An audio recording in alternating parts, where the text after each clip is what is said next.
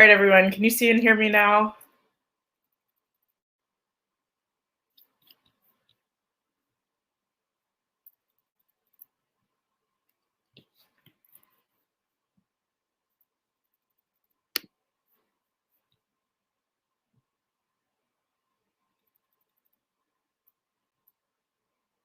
Amazing. I think we are back live. All right, so of course, there are always technical difficulties that come with new online software, so we are adjusting with you guys, and we appreciate all of your patience in getting it together. My Wi-Fi has been good for now, so inshallah that keeps going up, and we are going to go right into some of our student presenters. So we've had a list of students who wanted to share either open word or poetry with you guys tonight, and so we may have a couple of tech moments as we get them up on the main stage as well, but we are going to have first up on our end is going to be Latifa Odutende, and we will get her up here ASAP.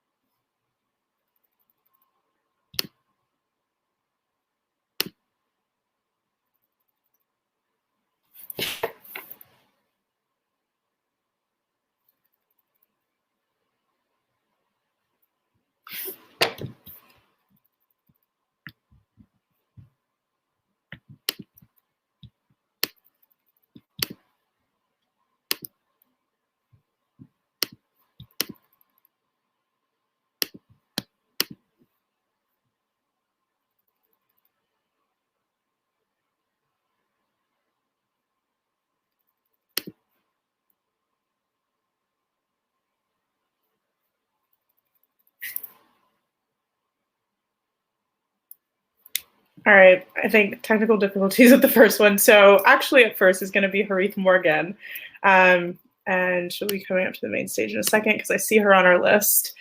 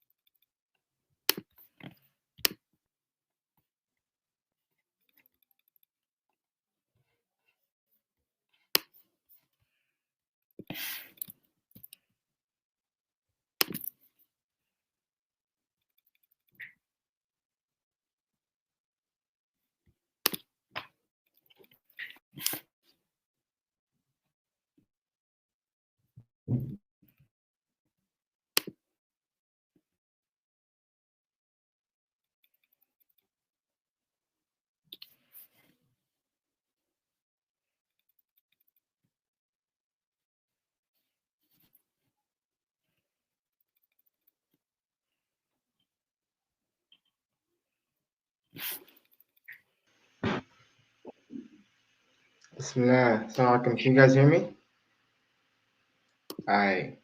Forgive me for holding y'all up with my technical ineptitude, but I'm here now. Bismillah. So I'm gonna do 2 poems. I'll be quick so that the next person, can get to their thing. Inshallah, I'll still keep the stove hot. رب اشرح لي صدري ويسر لي أمري واحلل عقدة من لساني. Is there feedback? I think you're good. My mic was on and now it's off, so you're all good. Hold on a second. I'm gonna mute. I have my broadcast on a speaker, so I just muted myself, but it's okay. I'm the only one talking, so that shouldn't be a problem. So okay. رب اشرح لي صدري ويسر لي أمري واحلل عقدة من لساني يفقهوا قولي. The signs did not come for requests that were made. The signs were already here, promising truth and rest to the slave. I keep this in mind when I put my pen to the page. What good of these lines is not from me. I own only the mistakes. When the words do not come, I am reminded that the poet is a vessel for a message not wholly their own. Our highest calling is to remind of God, and in so doing, find worship in our poems. I am hopeful that there is good here. If so, I attribute it to God first. I pray that these lines can change lives for the better. It will not be the first time miracle has come in verse. So, hope y'all heard that. Give me a thumbs up in the chat if everything's going well, and I'll just move to the next one, inshallah. We good? Make a thumbs up. All right, I'm gonna assume everything's going well, and I'll just move to the next one. Bismillah. Lost at sea, I marvel at the creator of these waves and wonder if he loves me. Seldom does one wish to be lost, and still, many of us lay adrift. We lay ourselves at the mercy of the wind of our whims and so fall victim to the breeze on this sea. My compass is spinning, which means to say there are moments of true direction, certainty and belief, but confusion and self-doubt overwhelm. Until these moments of clarity are brief, I ask for guidance every day. And still, these waves beat on my ship, incessant, each leaving behind a vessel perturbed, each leaving behind a regretted mark on my soul. I did not ask for these waves, and still, I'm with ship, I'm with compass, I'm with sails, and I'm at sea. I am still afloat. There has not been a moment when God did not love me. Alhamdulillah. So, thank you all for allowing me to share. And may Allah reward all of us and accept this from us as worship and bless this conference in perpetuity. Assalamu alaikum. Thank you so much, Harry. Up next, we are going to have Nusrat Jareen, if you want to bring up, and it's going to take a couple seconds to get up to the main stage.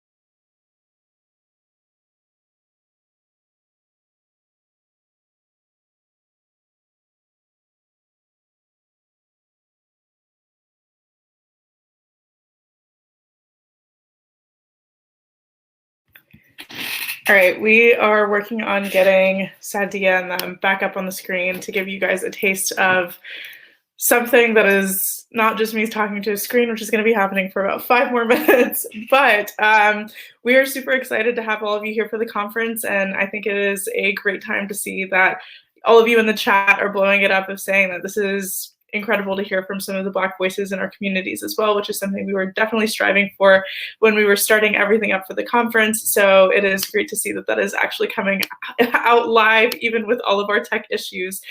So inshallah, Rabbana rewards you guys for your patience through all of this. Just to tell you guys, this is going to be a fun story time for me now of just talking to a screen. Of course, I can't see everyone on the sidelines, but feel free to make comments in the chat and I will definitely read them as they come. But the conference craziness planning is definitely what's going on in my text right now, but we have had a great time planning this for about the last month and looking at what does it actually mean to have all of this happening live and happening online as well. And I think it is without saying that there are ups and downs from each of it, of getting the performers and getting people to actually be able to participate in this kind of conference is insane. And we are super grateful to have all of you here for that, whether that is for a couple of minutes tonight or for longer tomorrow to hear from some of our other speakers, which by then we should have tech issues resolved and fixed, because that's going to be a super great overnight project for us. But no, we really appreciate hearing y'all's feedback and seeing what is actually relevant for you guys, what you guys are resonating with, what's actually meaningful throughout all of these sessions. So feel free whenever you want to send out love, hate, whatever it is, just our way to let us know what things are going on in your worlds as well. I'm slightly reading through the chat and all I see are emojis right now, but what are the things y'all would be interested in hearing about at the moment? Things that I could enlighten you guys on from my end, either as an organizer or just like a crazy story for our little lull at the moment.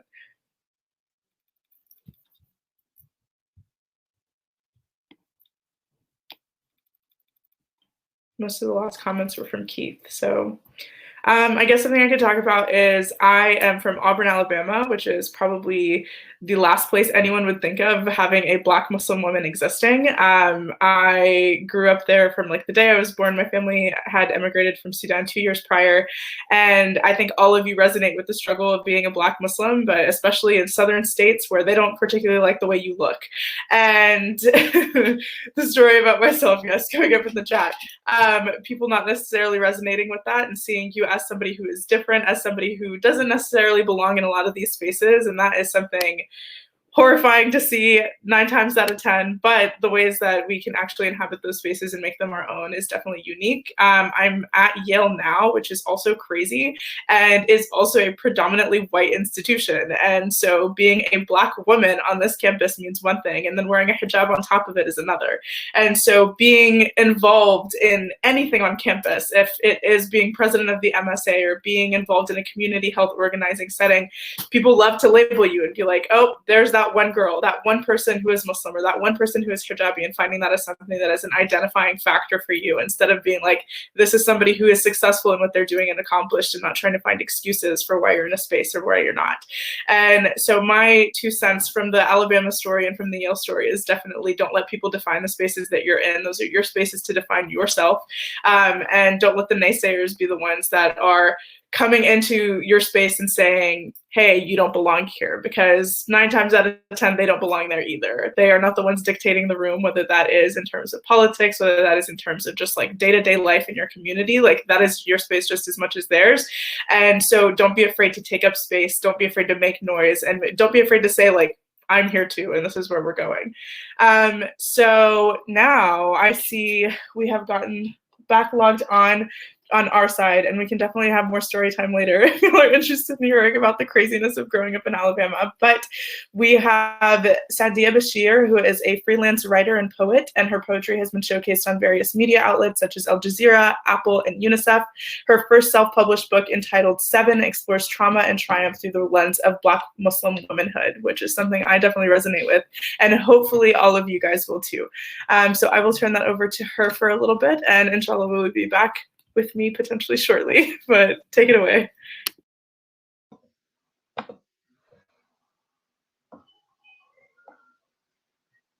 Assalamu alaikum. Can everyone hear me? I know we've been having technical difficulties in my household, so I just want to check and make sure everyone can hear me before I start.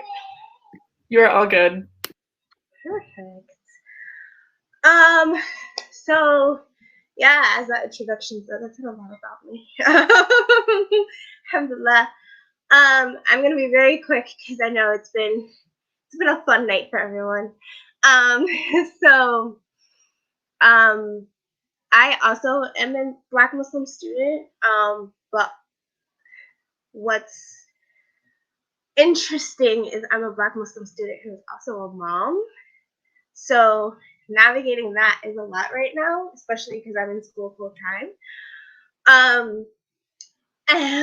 So that's a completely different capacity than any other capacity I've been in school in. So I just wanted to do a few poems for you guys about what it's like having Black Muslim ancestry and what it's also like kind of positioning yourself as someone's eventual ancestor.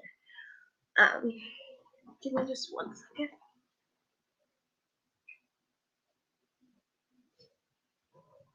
Had to make sure the baby was good before she starts flying through the screen, and this all of a sudden becomes her performance.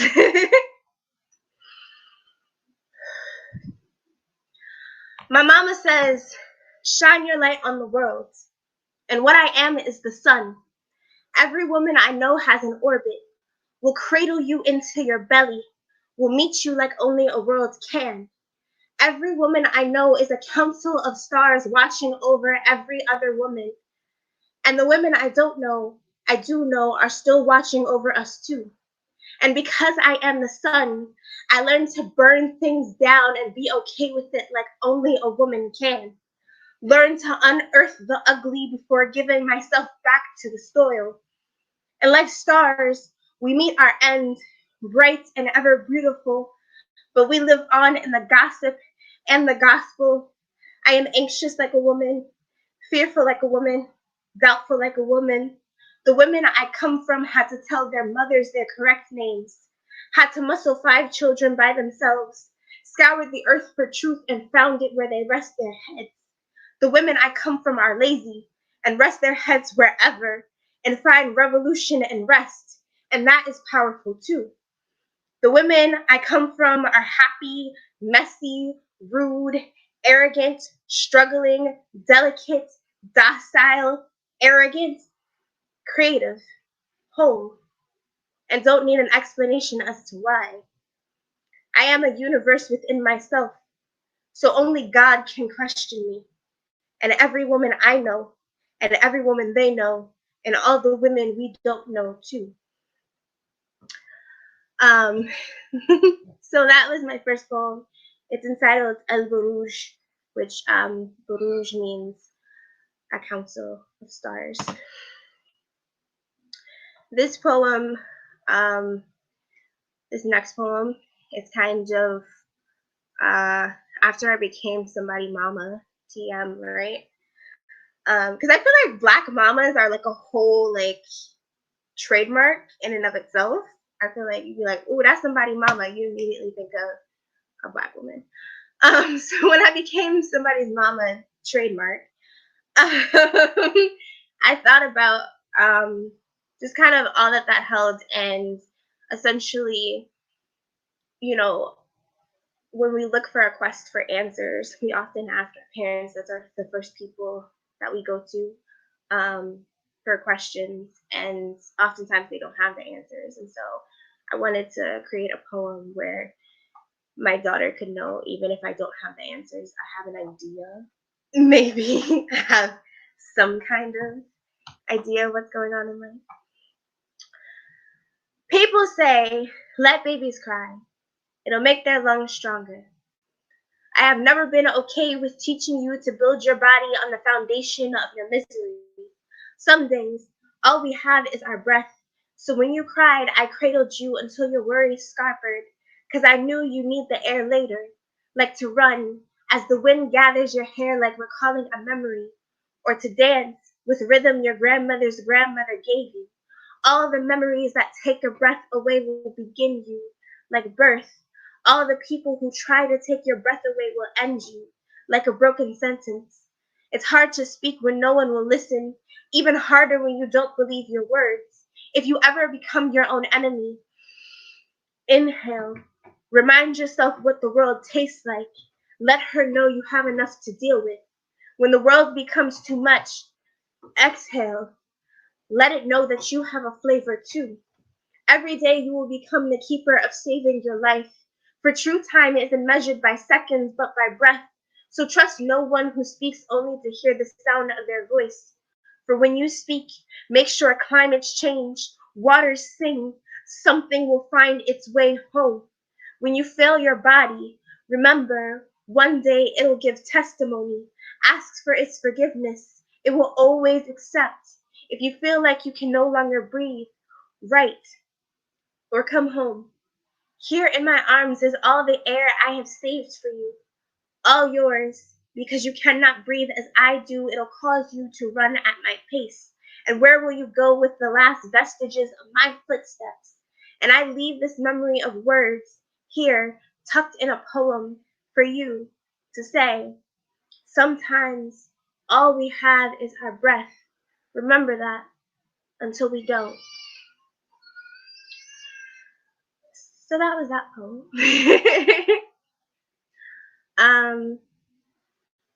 I'm going to do one more in the spirit of Black Muslimness. I wrote this poem. Interestingly enough, it's a really weird backstory, but when Rashida Tlaib, who's one of the Muslim women Congress women, got sworn in, I read this article that said that she was sworn in on Thomas Jefferson's Bible, or rather Thomas Jefferson's Quran, even worse, right?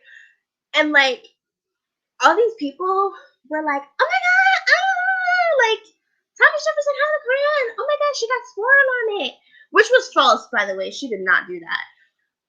It was her own Quran, but I was like, every like Black Muslim part of me was like, what's so exciting about that? Like he was a slave owner. That's not cute. So I wrote this poem. It's called Muslim Fingerprints on Thomas Jefferson's Quran. When you swear an oath, use your right hand. When you sign into office, use your right hand.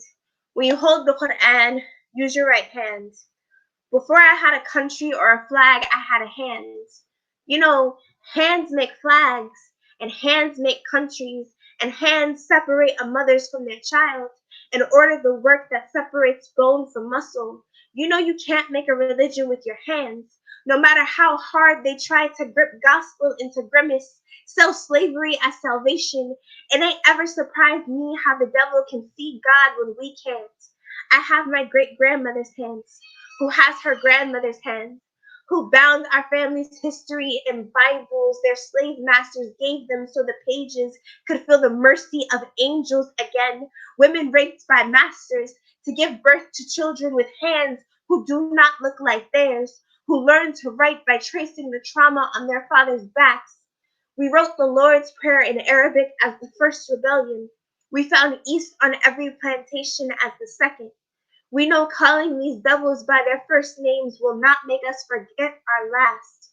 You know Nat Turner was a preacher, an imam, his gun, an amen. When they killed him, they ate his body like communion, like breaking back instead of breaking bread, and we died these deaths again and again. That's why Musa's story is the most told in the Quran, and God's gonna repeat it like I said what I said, and Thomas Jefferson gonna read it, and it's gonna go over his head. Our favorite thing about the fire is the smoke, how it raises to God like hands in praise dance, like hands saying Allahu Akbar in prayer. So we burn the plantation down, like Tariq said, and that's why we don't trust the devil. He was made of a fire with no smoke, all the disaster without any of the warning. And we the children ask, How do you get rid of a Quran? You burn it for a moment, give it a holy light. How do you get rid of a slave master? You burn him in darkness for eternity. Thank you.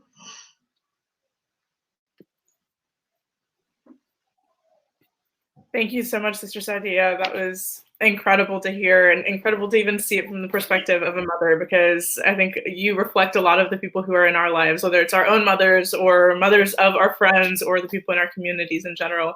So we really appreciate you taking your time to come out, give us a few of your words and wisdom along with it as well. So thank you so much. Thank you for having me. Of course. All right. As we are wrapping up, because we did promise we would end at 10 p.m. tonight, which is inching in, I think the last thing that I will share with you guys, which I definitely wasn't planning, and also just because I mentioned Alabama for 2 seconds, this is, of course, something that is very near and dear to a lot of us and very personal, but seeing all of the agendas of things that happened online this summer. I wrote a reflection after Ahmaud Arbery was killed this past summer, and we were hosting a vigil. And as much as that seems like a really heavy topic, I think there are some messages that still definitely resonate, and especially now for college students. And what I would say with that is just imagine if he was Muslim, and imagine what that would look like on our end. So for those of you who don't know me, you're aware that for those of you who do know me, you're aware that a very common topic of conversation when I'm around is Auburn, Alabama. Auburn has been my home for 18 consecutive years, and though every phase of life, from being born 10 minutes away from my current house to graduating high school, in my mind, there was no better place to live, and I did my best to ignore the challenges that came with being Black in the Deep South. Before I even began wearing a hijab in public, which is a completely different beast, I can trace signs of racism through my childhood. From having families tell their children not to be friends with me, to teachers being genuinely surprised when I enrolled in advanced classes. It seemed like my Blackness was always a barrier to my interactions with my community. It was an excuse to implicitly say that I didn't belong in a certain space, and all it took was a gaze that became all too familiar, letting me know that I was not welcome. The other side was one of tokenization, where I was highlighted as the Black friend or the Muslim friend, and for some reason, that was a distinction that needed to be made. I'm sure some of these sentiments ring true with many of you, regardless of whether you grew up in the South or not, but as we've seen, this brings dangerous implications for Black people in the South, especially men. The only space where it's acceptable to see a Black man running is on a football field, and most people wouldn't accept having the men on the teams they're rooting for in their homes for dinner. Spaces are decided as acceptable for us to occupy, which is something I've seen by living in a predominantly white neighborhood where we have to make sure our outward appearance is allowed by our neighbors. Or of a friend of mine who received a pamphlet asking her to join the KKK because she lived in one of these white neighborhoods despite being Black herself. This creates resentment on lines of color and continues to push the narrative of other towards Black communities and amplifying white supremacy. This was definitely the case with Ahmaud, since he was not viewed as a human in this instance, but rather some other who did not deserve a right to live solely because he was running on public grounds in a different neighborhood. The mystery and suspicion of a Black person is only in the eyes of the communities that are not our own, which push false narratives of what it means to be Black. These stereotypes are not ones that we should have to face, considering this country loves to claim our culture and the melting pot of America, and yet our voices are not represented or heard in courts of law. The Black community is put into a position of having to make people care about our causes, and usually these causes are basic human rights. It's a reality we all live in, and we all want to see change. Each time a member of our community is ruthlessly attacked or murdered in cold blood, we are the ones put into a state of fear that has become all too familiar. A state where we might be next that supersedes religion, cultural background, and socioeconomic status because we share the commonality of being Black in this country. For me, the graphic video is especially disturbing considering the video is in a neighborhood that looks like mine, and it happened in Brunswick, Georgia, a place that I could have driven to within a few hours. The city where this happened could have very easily been a street or two from where I live, so it is not something I feel with a sense of distance by any means. This fear is one that I have for myself and my future children, as these tragedies are no longer a surprise to our community. For my future kids, I want to be able to teach them to look both ways before crossing the street and not have to teach them to check across the street for someone pointing a gun at them. The only way to change the reality we live in is to hold those accountable for allowing these tragedies to continue to happen, and those allowing for them to go unnoticed. As many have said, any sense of justice for Ahmaud was gained not because the elected officials saw the horrific video, but because we did and said something about it. Being students within a circuit of colleges that have an importance in the eyes of the people across the world, our words hold weight, and this privilege should not go unnoticed. It's time to make sure we're standing up for what is right and not forgetting the communities that have put us where we are. Our job is to use not only our voices, but also our votes to ensure that our government recognizes the basic decency that should be expected for anyone in our nation, regardless of their race. Hope is not lost for change, but we have a hefty trek in front of us to get to a place that is even remotely acceptable by our standards. Right. This is all I have for you guys tonight. Inshallah, tomorrow we will be starting our program up at noon EST. So if you are in Central Time Zone, that is 11 for you. If you are on the West Coast, that is 9 for you. And we will be starting up with a student panel before going into our series of workshops. Make sure that you're registered for those ahead of time. And we will, inshallah, be going with the program and dealing with all of our tech issues tonight, so you won't have to experience more of those tomorrow. Jazakallah khair for all of your time tonight, and inshallah, we will see you tomorrow. Take care.